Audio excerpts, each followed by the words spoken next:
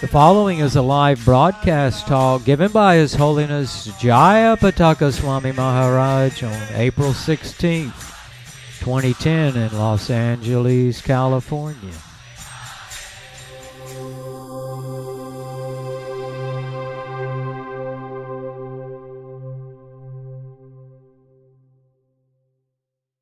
Mukhakroti vachal, pangulangai thinking, yat kita chalahan vande, siguruni thainam, paramanumavam, Sri Chaitanya Isham, Hari Om Tat Sat. So I'd like to welcome a little Bhakti Devi Rasi. She's come here all the way from Australia, from Sydney.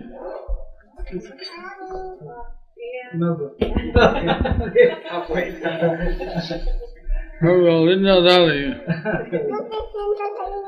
Yes, in other places, but let's give her a big Haribol. Haribol. Haribol.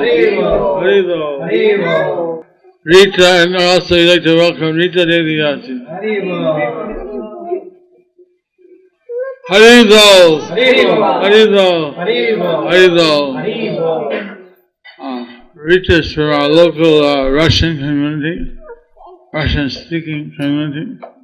We have many devotees in LA who are Russian-speaking, and a number of them come to the temple here, like Angelika and also Marina and Krishna Bhakti. So let's get all the Russian devotees a big Haribol!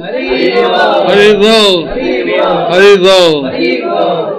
Of course, we say Russian, but it could be Kazakhstan, Uzbekistan, so many different states.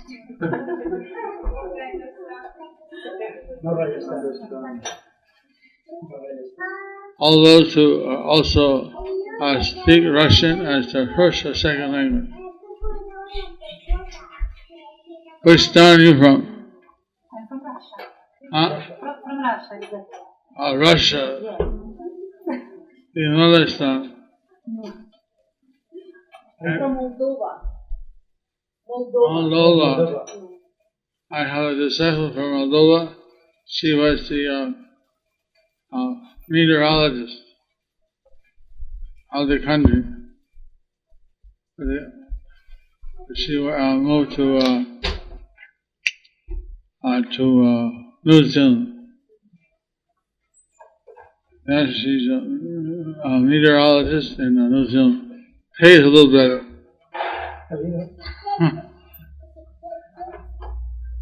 So, what did you eat today? Gira, vamos a leer hoy. Vamos a leer Bhagavad Gita. So tomorrow at 7:30 Pacific Daylight Saving Time, I'll be giving a class in the temple in the morning at lalive.us. So those who want to see, they can tune in. Bhagavad Gita, chapter 14, text 5. Satvang rajastama iti guna prakriti sambhavaha nibadananti mahabaho dehe dehinam avyayam.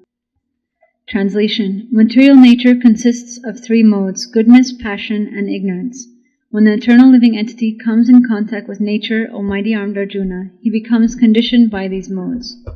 Purport. The living entity, because he is transcendental, has nothing to do with this material nature. Still, because he has become conditioned by the material world, he is acting under the spell of the three modes of material nature. Because living entities have different kinds of bodies in terms of the different aspects of nature, they are induced to act according to that nature. This is the cause of the varieties of happiness and distress. Translation. Material nature consists of three modes: goodness, passion, and ignorance. When the eternal living entity comes in contact with nature, O mighty armed Arjuna, he becomes conditioned by these modes. Hare Krishna. Hare Krishna. Hare Krishna. This verse tells us about the three modes of material nature. How everyone is conditioned by these three modes. It's not necessarily that someone is all goodness or all passion or all ignorance. There can be mixes. Just like there's in the computer, there's 16 million colors, all by the combination of yellow, blue, and red. So the yellow and red and blue are like, yellow is like goodness, red is like passion, and blue is like ignorance. So the mixture of these produces so many different kinds of people. So what we can learn as we go through life is we can see that some people are predominantly passionate or predominantly ignorant. And like that we can see how they're being controlled by the material nature. But we want to be transcendental. If we engage in devotional service, it says, Saguna Samadhitaitan Brahmavaya Palpate, that will be transcendental to the three modes of material nature, and we shall be on the absolute or spiritual platform. So, this is what everyone is anxious to achieve, is the spiritual platform, or they should be. But they don't know, many people do not know that this option is there. So, just if people could understand that there are these three modes of material nature, and if we avoid our conditioning by engaging ourselves in spiritual life, in Krishna consciousness, in devotional service, we shall be transcendental to these three modes of material nature. Now, even big scientists, big businessmen, they are also subject to these three modes of nature. Now, it's said in the mode of passion, maybe they like to do altruistic things, establish some millions of dollars or billions of dollars for some museum or something, to give themselves also a good name. So this is all in the mode of passion. If they're actually setting up to help the people, then you can say, well, it's in the mode of goodness. Or if they want to help people to give themselves a good name, it's goodness mixed with passion. Like this, there's all kinds of mixes.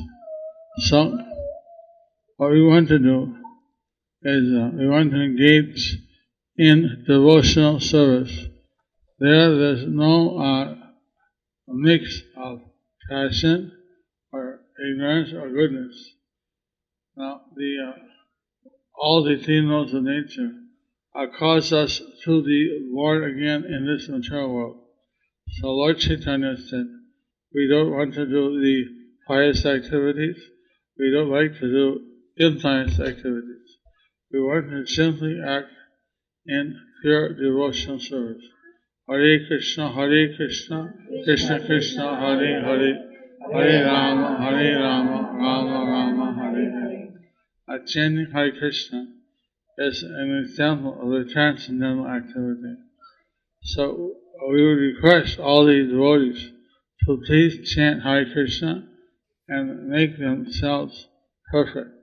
Sometimes some of my disciples, they are working in the business place, so they would find a competition from other fellow workers. Some are very eager to rise up in the corporate ladder. So they would do things to purposely put the other manager in a difficulty, so they look better to advance. Like this, there's so many things going on in the corporate world. So, if the devotee is able to understand what modes of nature are controlling a particular colleague, they can accordingly adjust with that person. I had one disciple, he was in Bangladesh.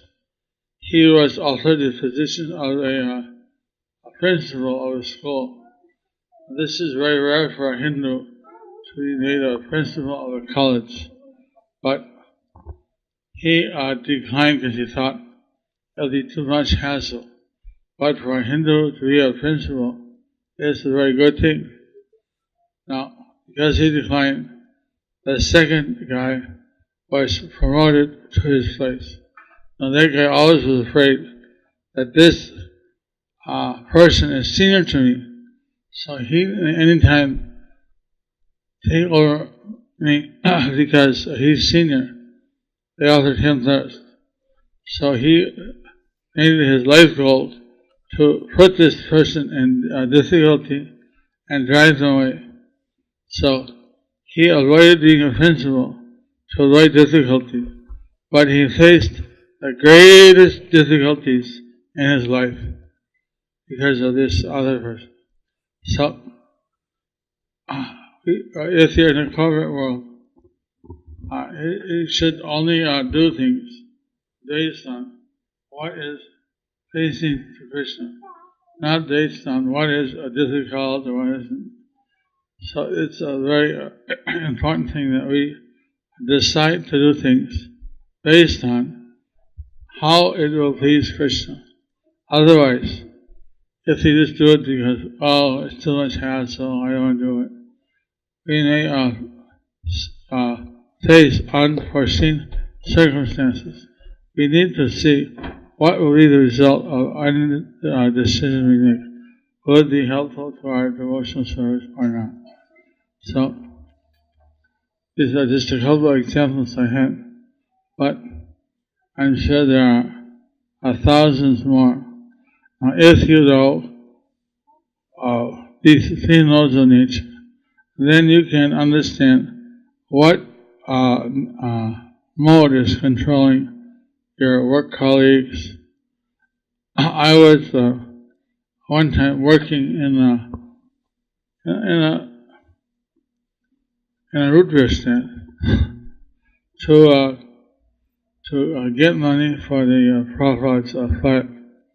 Now the fellow worker, he was a cook.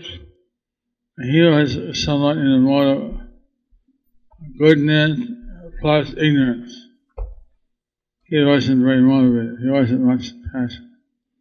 So somehow he fainted during the work time, and so he had this problem that he would astral project anytime. It was beyond his control. So no one knew that. He was all of his body. I didn't know. Also I came and I whispered by his ear, Hare Krishna, Krishna Krishna, Hare Hare, Hare Ram, Ram Ram, Hare.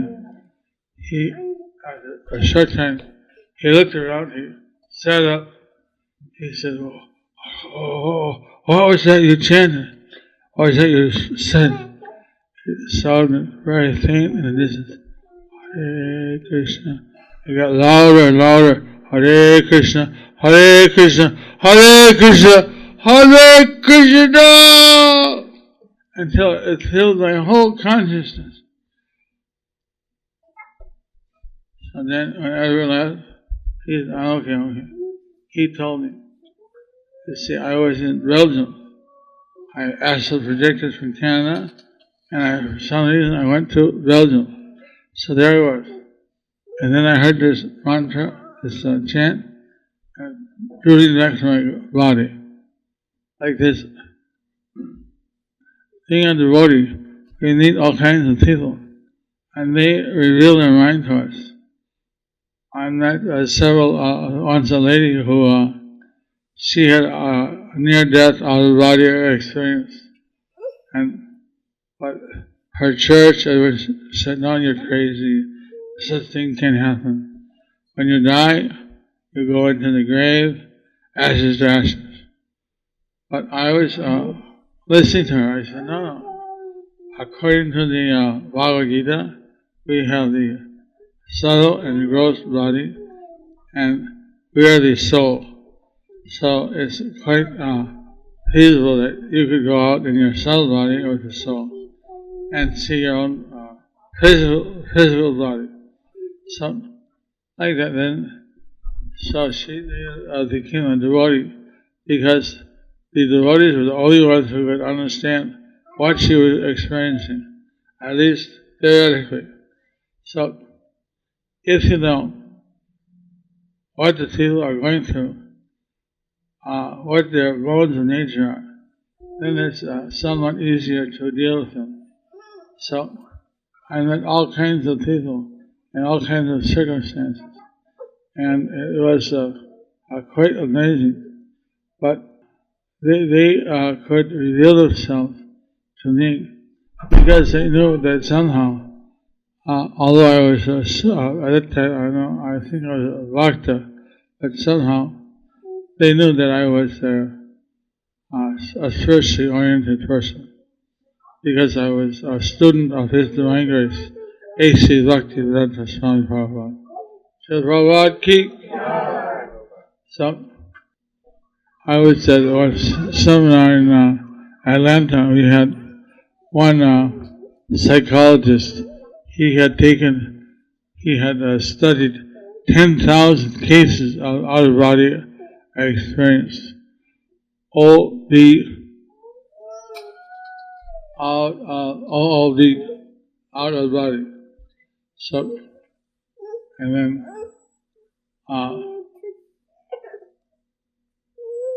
Bhakti Tirtha Maharaj, he was also present. So he also explained. My mother was there. She raised her hand. He said, "Now," she said, "I understand. When I had an anorexia, I had a stroke on the very top of my head. At that time, I left my body and I was watching the doctors operate on me and speak to me, but I never knew what was that. And I understand it was an out-of-body experience." So many people, they experience these phenomena, but the devotees from Bhagavad Gita, we can understand what these things are. For others, they do not. So similarly, the three modes of nature, they are controlling everyone in this material world. Now, as you're a devotee, you can transcend these three modes by engaging in devotional service. Otherwise, everyone is controlled by these three modes. So, what would you like to do? Be controlled by the three modes, or directly be under the shelter of Krishna?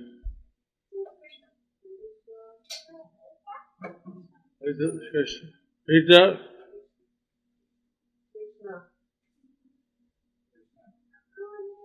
Who wants to be under the shelter of Krishna? Raise your hand.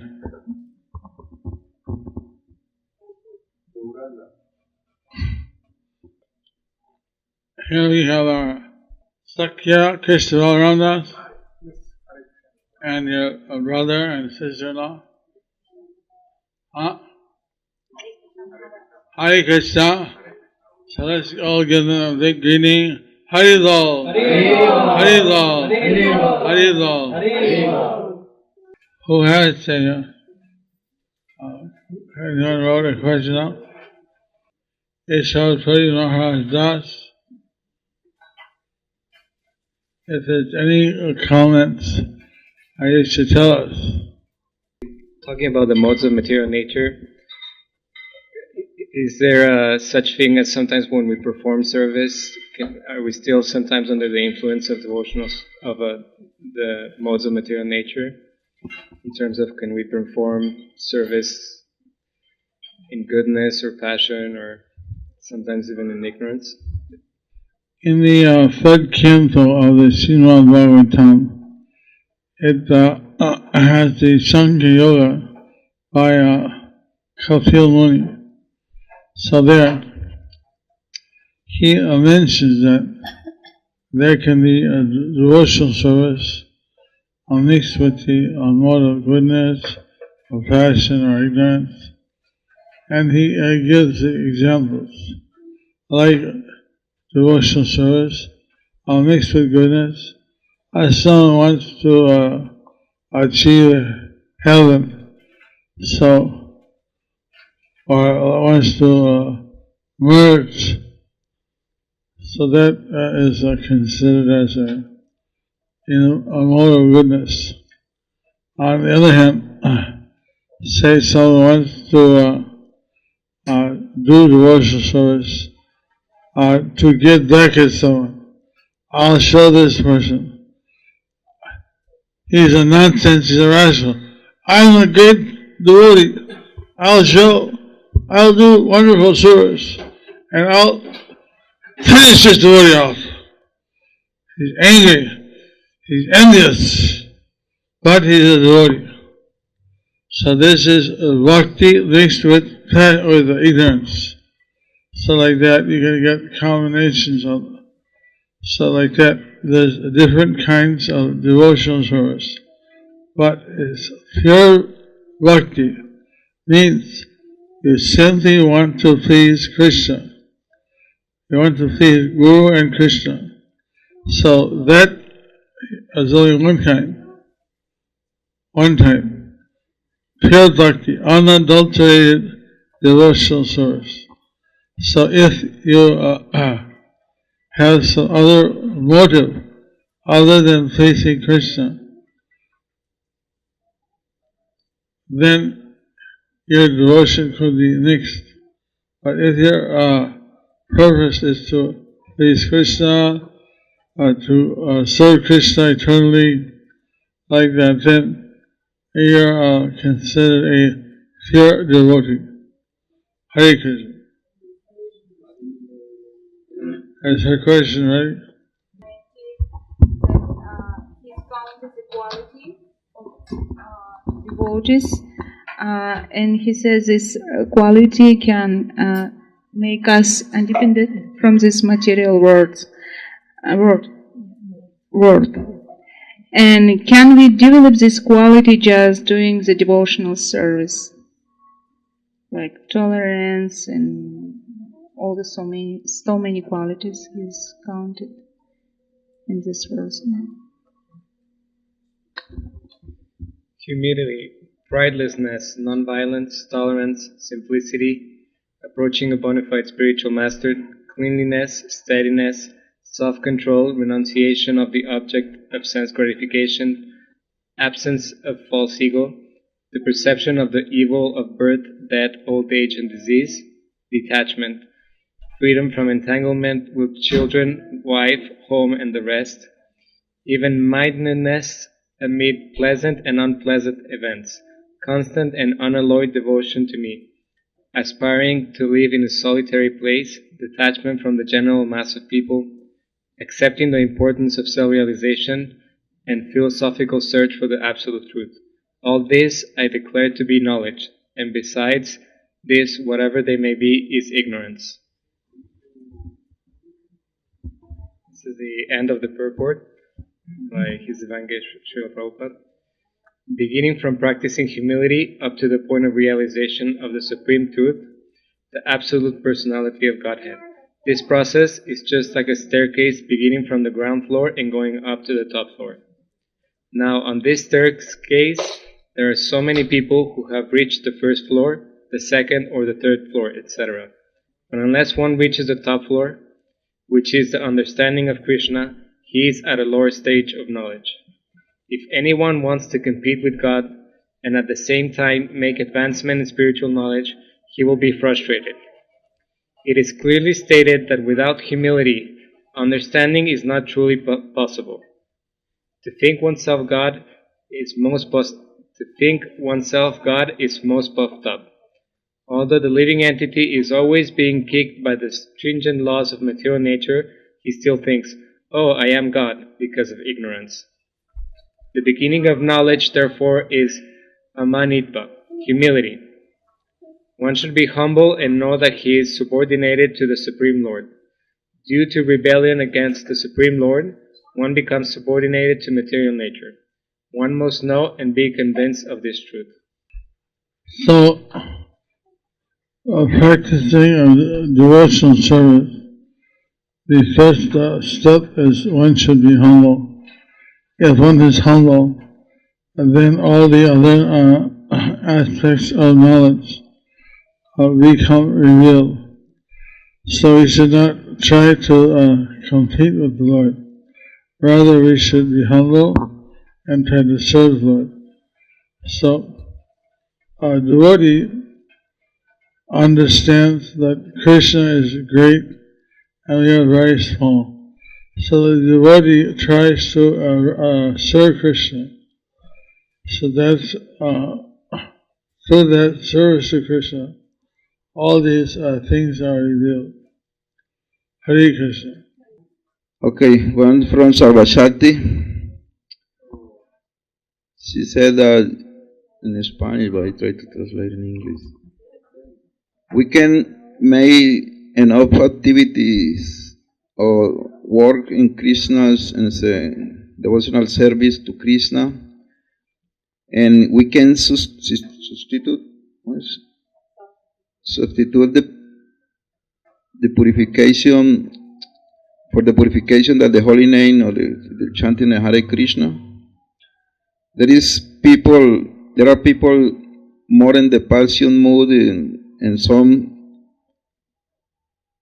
of them can work and serve activamente, I don't know. Okay. ¿Se puede hacer suficiente actividad o trabajo en servicio devocional a Krishna que pueda sustituir la purificación que da cantar Hare Krishna?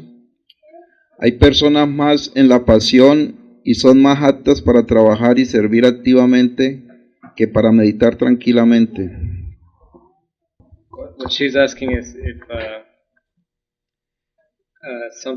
some people are more naturally in the mode of passion, and she's asking if there's a substitute for maybe devotional service could be a substitute sometimes for chanting Hare Krishna. She says that some people are more inclined to be constantly engaged in activities rather than sitting down and meditating or chanting. Oh, what's the question?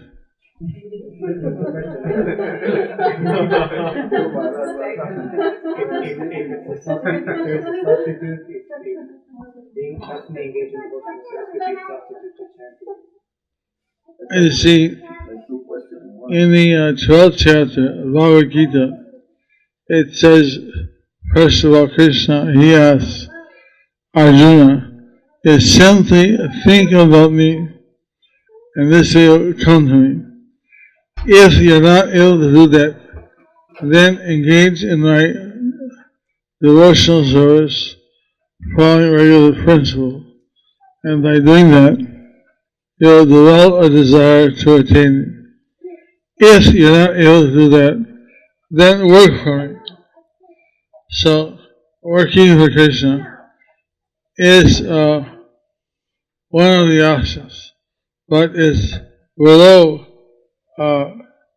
devotional service by regular principle. So the devotional service by regular principle includes chanting Hare Krishna, Krishna Krishna, Hare Hare, Hare Rama, Rama Rama, Hare Hare.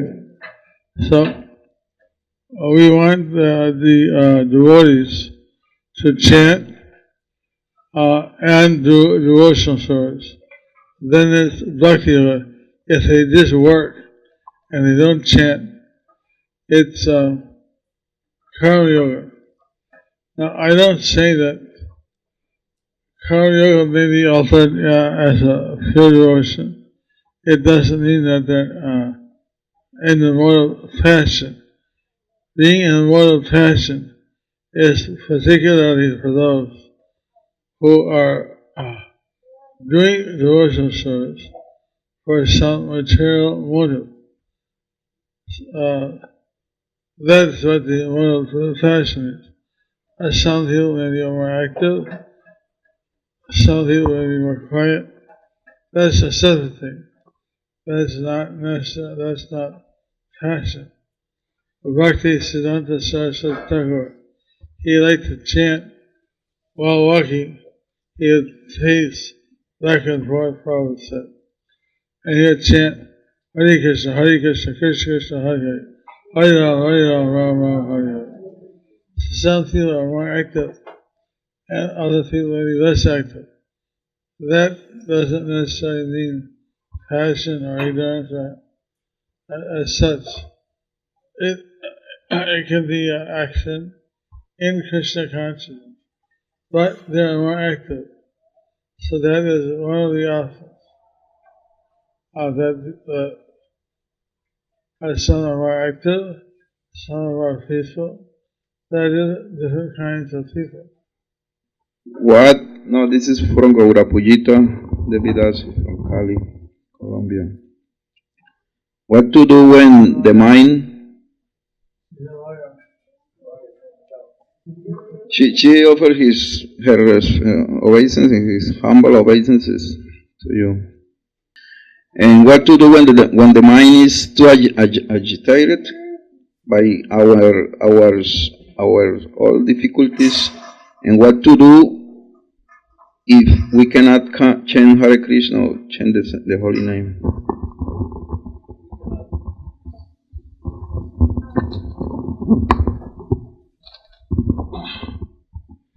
You see, this material world is a place of disturbance. Sitoshta Sukha Dukkha. Just like there's sometimes winter, sometimes summer, there's sometimes difficulty, sometimes it's very nice. It's not that we should only chant when it's nice. We should chant always in nice times and difficult times. If we learn to take shelter in the difficulty, he's more grateful.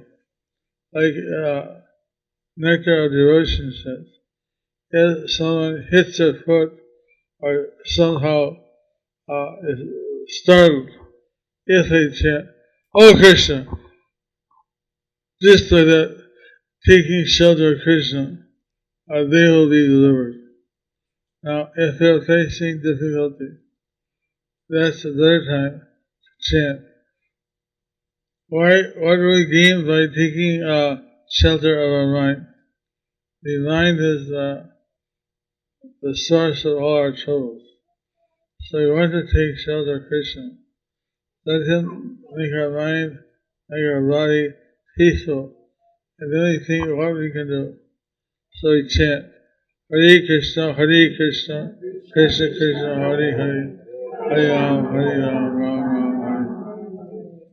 If you cannot do that, I don't know what to tell you, because you see, at the time of death, things tend to go very haywire. So at that moment, we want to also remember Krishna. So all these difficulties that we face in life, they're all practice for us to think about Krishna. So we should try to chant Hare Krishna, even if there's difficulty. Rather, more so when the difficulty hits. It's only Krishna who can save us. And we want also that by this difficulty, we can learn that this material world is not a good place for a gentle lady or gentleman. Haribo.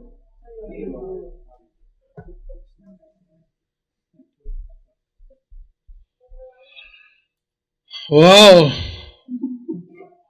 All this. All for me. I think I need help. For you to give it away. Oh. What is that? Try to Hare Krishna, Krishna Krishna, Hare Hare,